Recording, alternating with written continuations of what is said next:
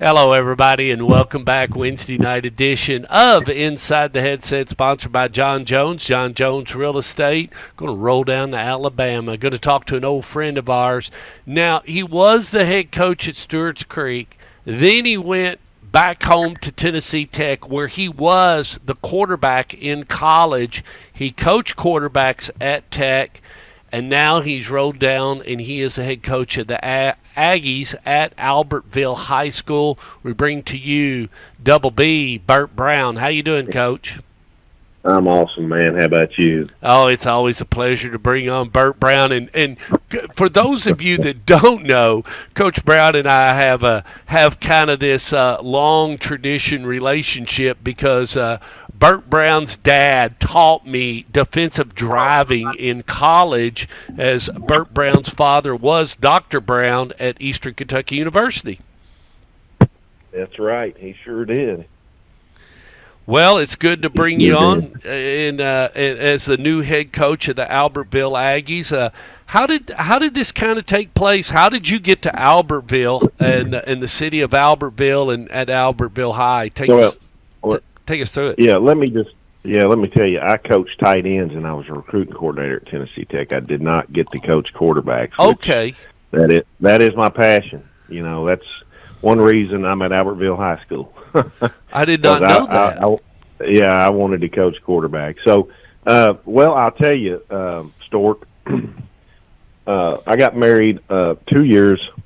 It'll be 2 years in June to my beautiful wife, Ashley. And, you know, we talked last year about me possibly getting back into high school football and being a head coach. And, you know, I wanted to do it. I really talked about going south more to do it,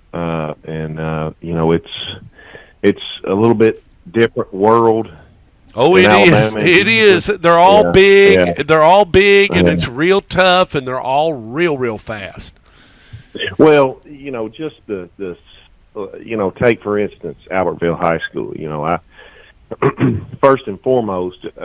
When I went to interview, I did a lot of research on it, and Mr. Phillips, Jordan Phillips, the principal, and Matt Lambert, the athletic director, and Dr. English, the superintendent, and then Mr. Watkins, assistant superintendent. When I looked at the place, man, we're going to be in a new $6 million indoor practice facility in July. It's being built right now. I'm hoping it quits raining so dang much so that they can hit their progress on that. But just an absolute, I think, a great place to live. 8 miles from Lake Guntersville, which is one of the top bass fishing lakes in the country, if not the world, I guess. And just a beautiful area. Albertville is a good sized town. It's a good place to raise a family. And beautiful facilities, beautiful football stadium, and the administration, which is the most important thing. You know, I left the best job I've ever had at Stewart's Creek with Dr. Harrell and Jenny Smith. Oh, Dr. Harrell is special now. I love Dr. Harrell. I mean, I've never had an administration team like that, you know, somebody that backs you like that. And it did. It hurt me to leave, but, you know, I always wanted to coach at Tennessee Tech. I've done that. Yeah. I scratched that itch, and, you know, there's an old saying, if you're not the lead dog, the view never changes. That's the truth. You know, it's hard for an old quarterback that's used to calling the shots not to call the shots anymore. And so it was going to take a special place that I thought was a special place for me to leave, and one that Ashley would want to go to. And, you know, without her blessing, this wouldn't have happened. And she's been great, and she's really excited about going there. So we just can't wait to get there. You know, when I interviewed with Mr. Phillips and Coach Lambert and Mr. Watkins. And I interviewed, and they just seemed like I'd known them forever. Yeah, and I've been through one of those. When I left that interview, I was like, I called my wife and I said, you know, it was like I'd known these guys for 5 years. It was amazing that that when I had that connection with him. Coach Lambert showed me around, our athletic director. After the interview, he showed me the facilities and we drove around for about 45 minutes, and I just thought, hey, this could be a great place, and so I got the call back and accepted the job, and I'm ready to get started. Well, they were 1-9 in the regular season and 0-7 in the region, so you don't got anywhere to go but up. I mean, I hate to say it, but I mean, it is what it is, Coach. I mean, and you know that. Yeah, and that's one thing I said in my interview. I've kind of got the blueprint for that kind of deal, because every place I've ever been, the year before I've gotten there, they've either won 2 or 3 games or hadn't won any games. And so, and then, of course, everywhere we've been successful. So, I think Albertville's a special place. And by the way, John Hanna played at Albertville. I know that. I was looking that up as famous players. I mean, there is some famous. One of the best offensive linemen of all time, and so, but I just think it could be a special place. I think it could be one of those places where, we've got Gavin Halford is our strength coach. He was a strength coach at Jacksonville State for 13 years, so he's been a Division I strength coach.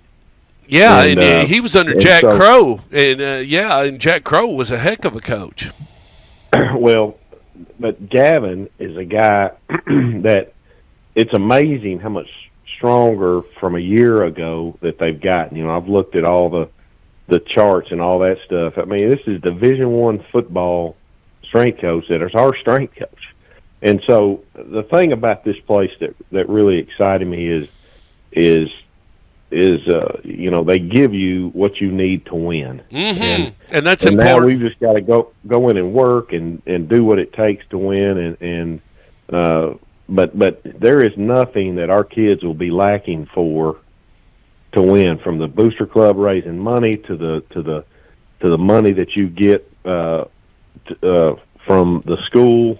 So I mean, it's just, to me, it's a win-win situation. I'm not afraid of taking over a team that's won 2 games in 2 years. That doesn't bother me. No, and I know it doesn't, and I mean that's what makes let's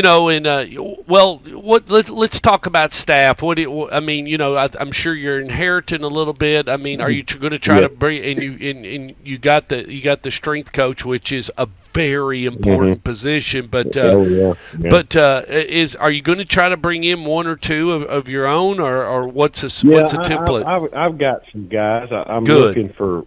Just about, one of the things I'll say is I'm looking for all positions. I would looking for a defensive coordinator, looking for even an offensive coordinator for good fit.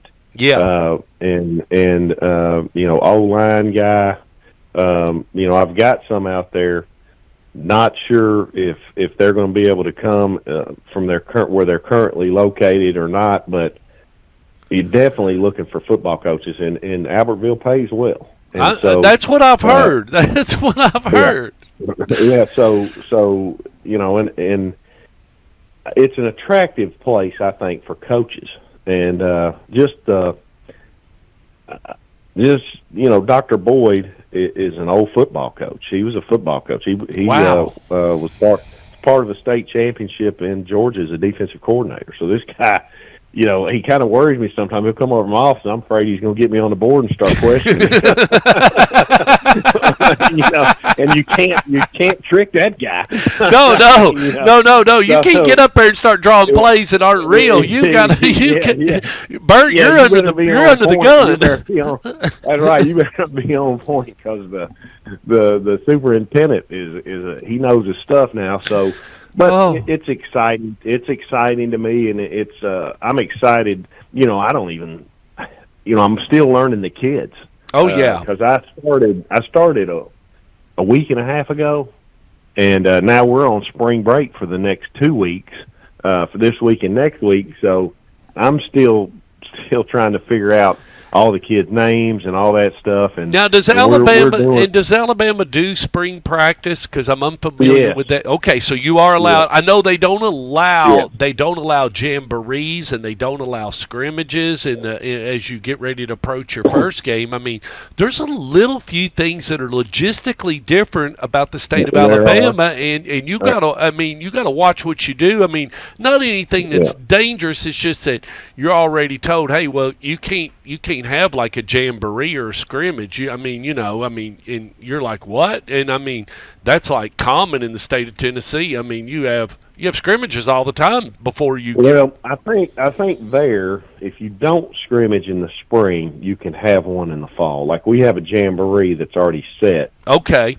for the fall, so all we right, will have that. But like Tennessee, I remember years ago when we could, you could have as many scrimmages as basically you wanted. yeah, And what that became is like Gary Rankin at Riverdale would have like 5 days where he would invite different teams in every day, and you would work inside, skelly, team, and do that kind of thing. But nobody went in there and just beat their kids up because no, that's no, stupid. You don't want to lose your players. But what to me what that did, and I explained this to one of my buddy's dads. It was a principal and used to be an old football coach in Kentucky. And when I said it to him, he didn't like that idea. And then when I explained it to him, I said, well, here's what you do, basically. You're going and you're practicing against another team. You're not going out there and tackling like a scrimmage. You're just exactly. practicing like your varsity guys are doing one-on-one with varsity guys from the other team. Now your JV guys aren't getting beat up by your varsity guys, so they're doing one-on-one with the other JV.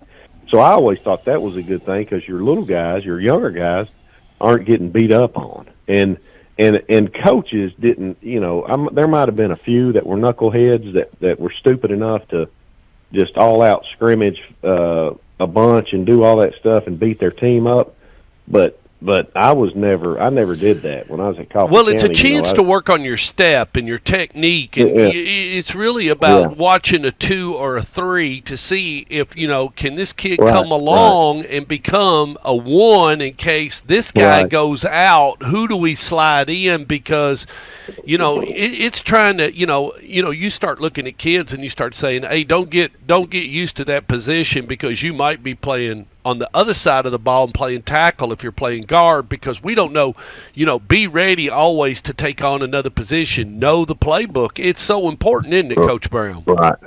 Oh yeah, and that's the one thing right now going into the spring for us.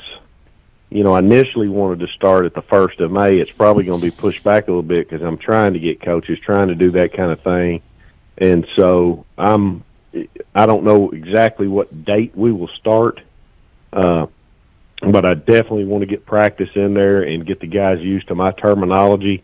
One of the things I've said, I've watched film and all that stuff. I've done about every offense. When I had Chris Elam at Coffee County and those guys up front, we were inverted wishbone. I'd been split back veer my first year there. And then we went inverted wishbone there. I've run spread. I've run zone read when I had Jordan Amos at Perry Central at quarterback. He was very athletic, could throw it some.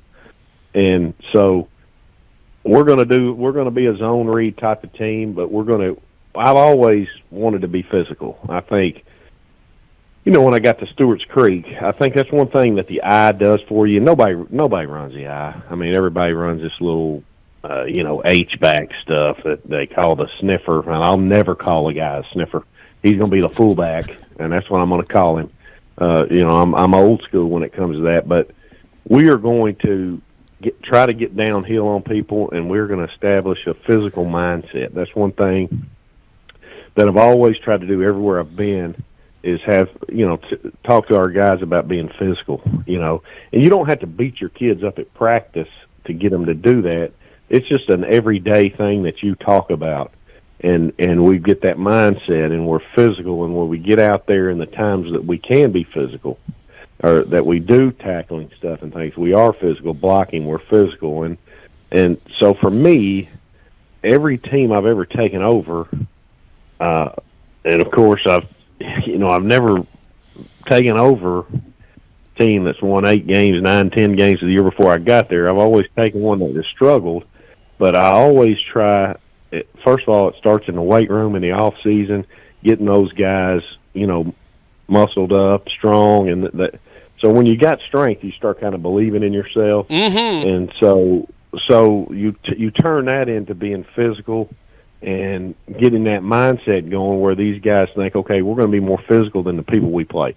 Today, most teams, not everybody, but everybody wants to throw it around and do, somebody told me when I was at Stewart's Creek, one of my good friends that might have his name on your show there, said, man, you don't do anything. You don't do a lot of motion and stuff. I said, my kids know what they're doing, and we're physical, and we had the most wins in school history. What else do you want? I mean, we're not gonna. You don't have to be flashy. All I care about is winning. I don't care about people in the stands thinking I know. I wrote the book on football. All I want to come out of there is with a W. I don't care how ugly it looks. It doesn't matter. If it's 7-6 and we win, that's a W. At the end of the year, that counts as a W, not an L. So that's how my mindset has always been. And, we can add things as we learn and go. So you know what? And you know what? Stockholders and people that buy stock, they don't care how sloppy it is, Bert. They do not care. They just want the stock to go up and you to perform. That's right. And they do not care how you look. They want people working every day, driving the stock price up. And they don't care if you were at this event or you were at that event or you look good doing this. It's about, did you get the sales? Are you doing what you're supposed to be doing? Right. And are you putting animals on the table and points on the board and winning football games? And that's what life's all about too. I mean, because when you teach the winning attitude, you put winners out into society is what you do. No, that's right. That's right. And, that's something that I try to talk about something at the end of practice for about 3 or 4 minutes about life and kind of those kind of things. You want to win, and you're going to have days when you don't feel like. You're going to have times on the football field you don't feel like getting up. You're going to have times, and you're going to feel like those days when you don't want to go to work. It's the same thing. That's exactly right. So I think it just builds on life is what it does. But just so excited to be at Albertville because of just it's just I think it can be a very special place. I know the administration is unbelievable and what they're doing. I know that like I said, we're getting a $6 million indoor that's opening up in July. That's going to be unbelievable. We're not going to have to worry if it's lightning outside. We can go inside and practice. And that's phenomenal. And we got a Division I strength coach. So and we've got some good football players. And we're just building that in the weight room and in confidence and talking about winning every day. I heard Steve Spurrier speak one time at the American Football Coaches Association, I think, when I was at Coffee County. And, he was at Florida, and he was like, yeah, we don't talk about winning at Florida. I wanted to stand up and say, well, we've got to at Coffee County because I've seen what you playing with at Florida. You don't have to talk about winning. You just go out and do it, And so, you got to talk about those things, and that's something that I do every day with them. We talk about winning every day. Talk about winning in the classroom and winning in the community and winning in the weight room and pushing each other and competing every day. So I think it's exciting for me, and I know when I interviewed, a funny story, Stork, when I interviewed, I'd researched the place immensely, and Alabama's got an unbelievable website that you can go on and look from 1920, who was the coach, when, and all that. Well, I'm looking, and Guntersville's pretty good program. They're 5A, we're 7A, but they have won the last few years pretty handily. And I'm looking at that, I'm thinking, why they're not in the region? Why in the world are we playing them? So I keep reading. The Guntersville Albertville game is the oldest rivalry in the state of Alabama, so we're not going to be able to take that one off. No, you can't take that off. That is a great fact. I did not know that. Yeah. So that's pretty special to be a part of something like that. I mean, the oldest rivalry in the state of Alabama. Well, one of the oldest rivalries in the state of Tennessee is Alcoa-Maryville game. It's been around. I mean, I think they played it even through the World War II and everything. You talk to any of them Maryville fans, they'll tell you. I mean, it's one of the oldest rivalries around in the state. Yeah. Well, Coach, we need to move on and everything, and I appreciate you talking and everything. We will get together. Man. It's always special to talk to you and everything, but we will get together this fall, and I just wanted to reach out to you and congratulate you on your new coaching position and everything. And this is the reason why we set up Inside the Headset tonight, was just for you, but it was a chance also to include the other 9 coaches in the fraternity of Inside the Headset. The show's been going on since 2009, and I've had this show a long time, and started it with Philip, and it's been around, and and it's always a good time to have you on, though. Well, I tell you what, man, I appreciate it, and I know coaches in Tennessee appreciate everything you do for high school sports and especially football, man. Keep doing what you're doing. It shines a light on kids and the football programs and the coaches, and I think it's a special thing. So keep on keeping on, my man. Well, don't think we won't try to get down to Albertville. I mean, the Stork Vision, it can roll. Come on, man. I tell you what, can roll. I'd love to come because I want to see that $6 million facility. That's what I want to see. It's awful nice looking, I can tell you that. All righty. Well, Coach, we will visit soon, and I'll be talking to you on the phone, and thank you for joining us on Inside the Headset. All right, buddy. Thank you. Thank you. Bye-bye.